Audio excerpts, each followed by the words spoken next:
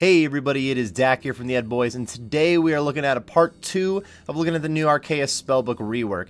This video is going to be focused on the non-combat spells, the utility spells, the skilling spells, whatever you want to call them. If you're looking for part 1 of this, the combat spells, that is going to be linked in the description. I was very excited for some of these spells when they were first announced in the blog a few months back, so I am very excited to actually dive into checking them out. Most of the spells in the new spellbook are locked behind the new quest called A Kingdom Divided. This quest is fairly long, though not very difficult to do. There are some interesting points made along the Great Koran storyline. The boss fights are pretty cool. Resurrect crops and reanimation spells do not require doing this quest, but for any of the other spells that I'm talking about in this video, you do need to complete A Kingdom Divided. The first spell I'll be going over is Shadow Veil. Shadow Veil works similar to a dodgy necklace when pickpocketing. It gives you a 15% chance of not being stunned if you fail a pickpocket, and it stacks with the dodgy necklace for up to 40% chance of not being stunned. Just like any of the timed spells in the spellbook, the Shadow Veil effect will last longer if you have a higher magic level. 1 game tick per magic level means at 47 magic you only get 28.2 seconds of the effect, and you need to wait 3 more ticks to even be able to use it again since it has a 30-second cooldown. At 99 magic you'd be getting just about a full minute out of the spell. The spell currently costs 640 coins to cast, so at 99 magic it's going to be an extra 38k worth of runes, which is very cheap and easily could be made up for with the extra pickpockets that you're going to get while not being stunned. Even at lower level, or lower magic level I should say, it's going to cost more per hour because you're using more spells, but it's still going to be very worth using and never really becomes that expensive. I've been looking forward to this spell coming out. I was planning on doing a Vampire Thieving Guide add-on for my 1 to 99 Thieving Guide, but right around that time is when they announced that they were adding this spell, so I have been waiting on that. The higher level thieving you have, the less you're going to fail pickpockets, so this is mostly going to be helpful for thieving training, and then for higher level NPCs that you can still fail when you're at 99 thieving, like Czars, Elves, or Vampires. Vile Vigor is a very cool but fairly niche spell that can be used to restore run energy. For only like 150 coins worth of runes, you can turn all of your remaining prayer points into run energy. This is mostly useful if you happen to be near a prayer altar. That means that all prayer altars are now pretty much run energy restoration areas if you happen to have air runes and soul runes on you, to be fair. At 50 prayer, you're going to need to use the spell twice to get full energy from 0, so having higher prayer does make this more useful, obviously. It gives another reason to train your prayer, but admittedly, just getting a few extra points of run energy is not worth the jump from like 90 to 99 prayer compared to the extra prayer points that you would get from sipping a prayer potion at higher prayer levels. It is an added perk to training your prayer, but a pretty minor one.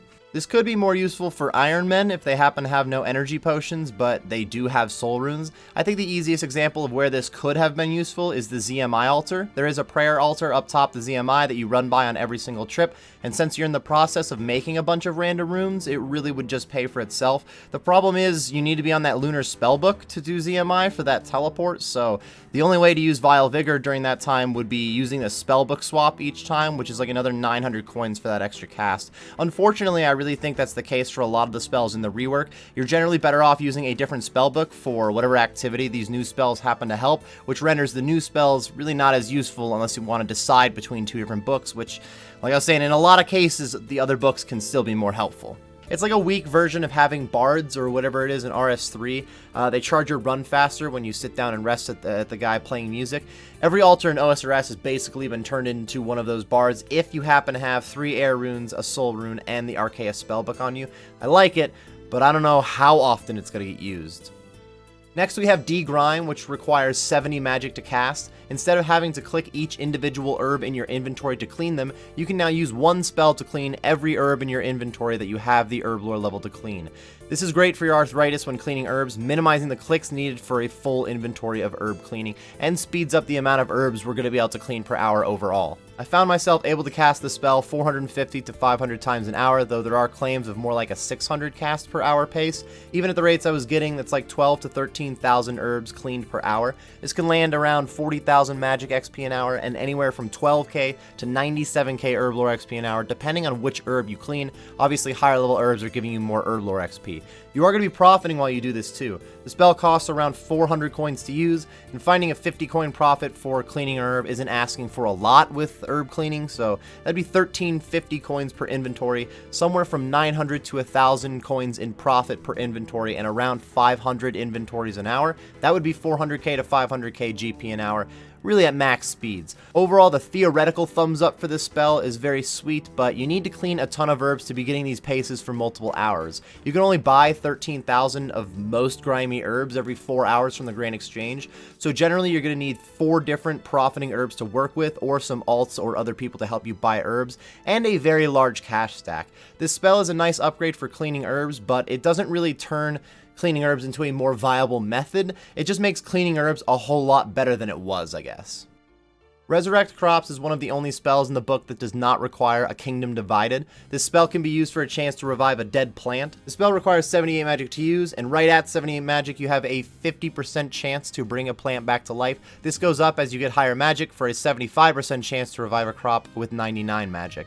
If you fail to revive a crop, then it automatically will clear the patch out for you. This means you can only use 1 spell per dead crop. It's a very nice thing for like tree runs and herb runs. A lot of the seeds you use there can be very expensive, so spending 6 or 7k on a 50 to 75% chance to revive the crop is going to save you money in the long run while farming. For herbs, it can be bigger than tree seeds in a way, since you're not only saving the seed, but you're saving like 8 to 10 herbs that would be worth some profit, so it is actually very nice for really any farming run. It can't be used on an anima patch, to be fair. It's very reasonable. Being able to revive anima plants for just like 3 days of gains off of a single spell, I don't know, that wouldn't make much sense. And it's not that hard to grind down enough anima seeds to actually use them, so I guess it's not that big of a deal anyway. Next, I'm going to talk about the Dark Lure spell. Dark Lure stops your opponent from running away, similar to like an Entangle or a Freeze spell, but it doesn't just freeze them in place. A monster can approach you when using Dark Lure, it just can't retreat. In fact, it'll generally follow you when you use Dark Lure. There's only a couple of monsters that even retreat at low health, but really the good use for this is catching Implings. Instead of using bind spells on an Impling and then chasing them down, you can now use Dark Lure to make them approach you instead, which is amazing.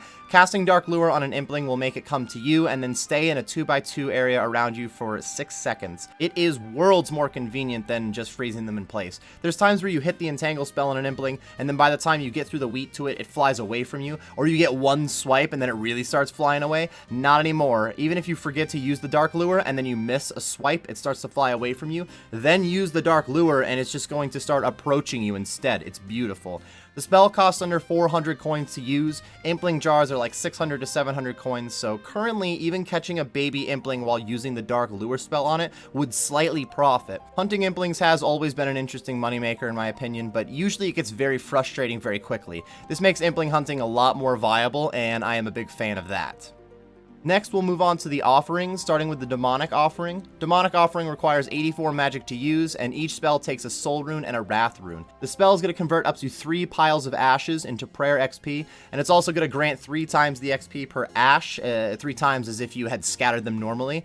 The spell also restores some prayer points for each pile that the ash offers up, and it actually will give 2 prayer points on Infernal Ashes, so you can get up to 6 prayer points restored each time you cast this spell. The prayer restoration makes it a lot more useful if you bring it with you during like a Slayer assignment or even some bossing tasks. If you're killing a lot of monsters and then getting a lot of ashes, it could be good for prayer XP while you're out there slaying, and could restore a lot of prayer points, potentially lengthening your trips. It gives another solid option for prayer training too, which I'd like to actually go in more depth on a prayer guide add-on for that. But in general, when offering Infernal Ashes, I was seeing over 500k XP an hour in prayer, and then 95 to 100k XP an hour in magic. At that pace, I was also spending over 4 mil an hour. In other words, is somewhere around 8 GP per XP at first glance, which is around 30% more expensive than using Dragon Bones on a Gilded Altar.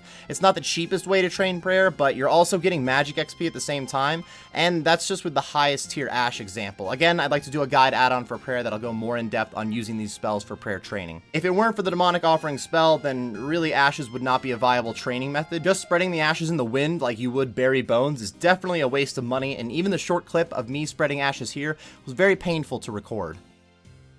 Sinister Offering is the same mechanic as Demonic Offering, but for bones instead of ashes. The spell requires 92 magic, and each cast takes a Blood Rune and a Wrath Rune. You get 1 prayer point per bone offered, except for Org, Dagonoth, Hydra, and Superior bones, which give 2 prayer points per offer. You get less XP per bone when you use Sinister Offering than if you use those bones on a Gilded Altar with 2 burners lit, plus it costs an extra 700 to 800 coins per 3 bones just for those runes. But you are getting magic XP for it, and I am a big fan of being able to train multiple skills at a time. Restoring prayer points when using the spell gives it a more viable option for combat-related things too, so overall, this is a very interesting mechanic.